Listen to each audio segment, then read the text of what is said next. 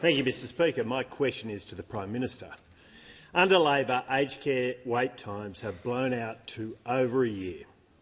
More than 200,000 Australians are waiting for care. Today, Labor was defeated in the Senate, which passed the Coalition's bill to put people back in charge of aged care decision-making. Why won't Labor support the Coalition's bill to provide human oversight of all aged care decisions? Call to the Prime Minister. I'll make 2 points before I ask the Minister to respond. The first is that the premise of the question is wrong. There is human oversight over all of these processes. And second is that for the party of Robodebt to actually have the hide to come in here and talk about these issues shows extraordinary gumption when we were left with an aged care system that was titled, summed up by one word in the Interim Royal Commission, established under the former government, and that word was neglect.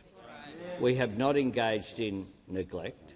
What we have done is to actually have legislation that passed the parliament, asked to be withdrawn. There is an unparliamentary remark made. I'd like to assist the House for it to be withdrawn. Well, I didn't hear the remark, but if there's been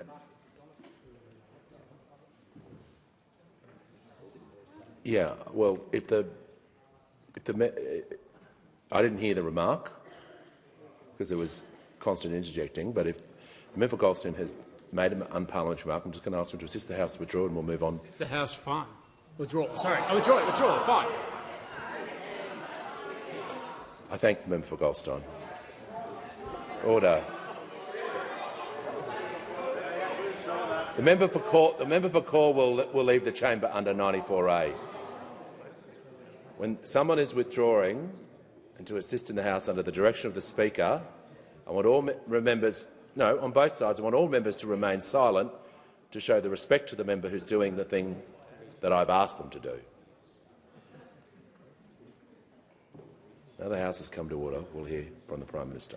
Thanks, Mr Speaker. And the final point that I will make is that the aged care legislation that passed this parliament in the last term, which was the most significant reform of aged care this century by a long way, passed, to give credit where credit's due, with the initiative of the government, but with the support of the Peter Dutton-led opposition at that time. That was a good thing.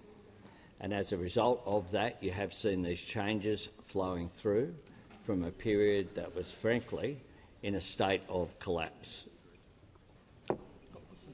I'll invite the Minister for Aged Care and the Minister for Seniors to add to the answer. Thank you, Mr Speaker. Let me be clear. Assessments are always conducted by qualified human assessors with clinical input documented from start to finish. And this is about delivering a system that is efficient, accurate and fair, so that no matter where in Australia someone lives or who does their assessment, they are treated equitably. Now, being a responsible steward of this system, upon which so many older people rely, means approaching changes in a careful and considered way. The government has been clear. It shares the intent of the private senator's bill, but we're concerned that in practice it would lead to inconsistent and subjective decisions and increased wait times for older people.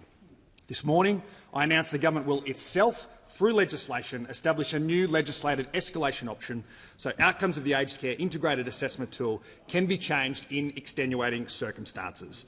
This means that in the small number of cases where a person's complex circumstances are not fully captured by the tool, under this new pathway their assessment can be escalated to the Secretary of the Department and adjusted if necessary so they get appropriate care.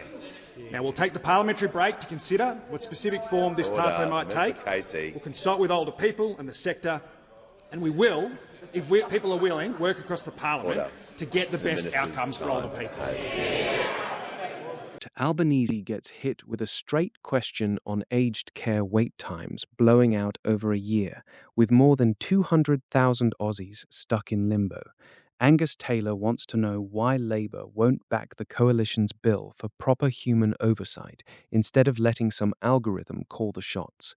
The Prime Minister doesn't answer the wait times. He fires back that there's already human oversight, then pivots hard to robo-debt and the old Royal Commission findings of neglect under the previous government.